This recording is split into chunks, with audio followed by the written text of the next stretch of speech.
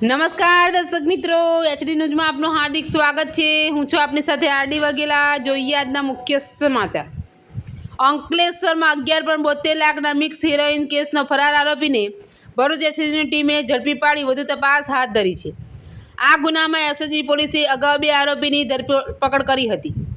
અંકલેશ્વર શહેર B division police મથકમાં નોંધાયેલા 11.72 લાખના મિક્સ હેરોઇનના મુદ્દામાં સંબંધિત એનડીપીએસ એક્ટના ગુનામાં ફરાર આરોપીને ભરૂચ એસઓજી પોલીસે ઝડપી પાડી કાયદેસરની કાર્યવાહી હાથ ધરી છે। એસઓજીની ટીમે મળેલી બાતમીના આધારે ભરૂચના ભોલાવ એસટી ડેપો નજીક રોડ પરથી અંકલેશ્વરના લક્ષ્મણનગર રહેતા ફરાર સંતોષ જોગેશ્વર યાદવને ઝડપી પાડ્યો હતો। એસઓજીની ટીમે આ ગુનામાં અગાઉ 2 આરોપીની ધરપકડ કરી હતી।